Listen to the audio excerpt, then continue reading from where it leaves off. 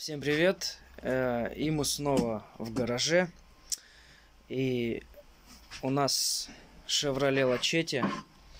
В общем, такая проблема.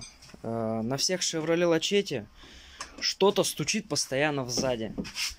Что только люди не меняют, не делают, все равно какие-то стуки. В общем, посмотрели в интернете, очень много всякого там.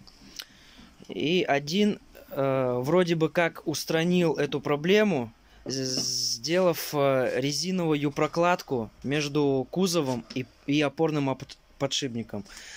Мы вот сделали то же самое, но стук стал еще даже больше. Сейчас, в общем, покажем. Ну и по ходу действия, конечно же, покажем, как снять стойку на Chevrolet Lachetti.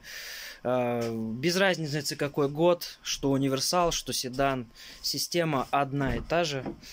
Так что смотрим. Для снятия стойки задней убираем полку, откидываем сиденье, вытаскиваем пластиковый пистон вот здесь, откручиваем два шурупа, один, второй, и вытаскиваем один пистон пластиковый вот здесь. В принципе, у нас обшивка свободно отходит. Убираем ее в сторону и дальше откручиваем три гайки. Там внутри сейчас покажем. Ну и вот откручиваем вот эти три гаечки. Ничего сложного.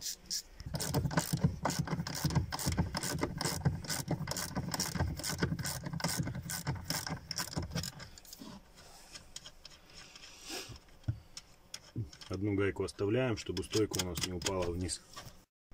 Тут ничего сверхъестественного нету.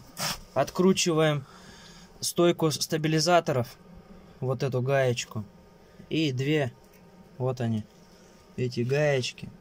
Их откручиваем, ну, естественно, тормозной шланг убираем. После того, как мы это все открутили, вот видно, здесь гайки открутили. Сейчас эти два болта выбиваем и откручиваем нашу последнюю гаечку, которую мы оставляли. И все, стойка у нас уйдет вниз. Все легко.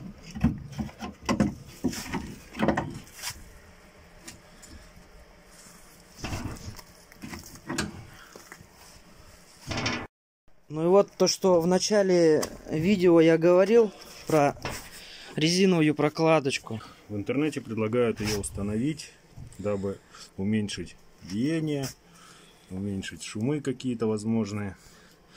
Но это ничего не работает. Мы это проверили на своей машине. Вот она, эта прокладка. Прокладка обычная резиновая, вырезанная из камеры. Никакого толку, никакого функционала она не несет. Вот это заводская штатная прокладка. Она не из резины, она жесткая. Но она здесь, тем не менее, присутствует. И еще момент. Сам опорный подшипник, у него корпус металлический, но внутри он залит резиной. И вот здесь, вот где стойка крепится к гайке, там все прорезиненное. То есть, в принципе, здесь не может быть никаких шумов, если он в рабочем состоянии, резина не порвана. То есть вот здесь подкладывать какую-то резинку, это полностью бессмысленно. Ну и всем, кому это интересно, подписывайтесь на наш канал. Будет много полезного и занимательного видео.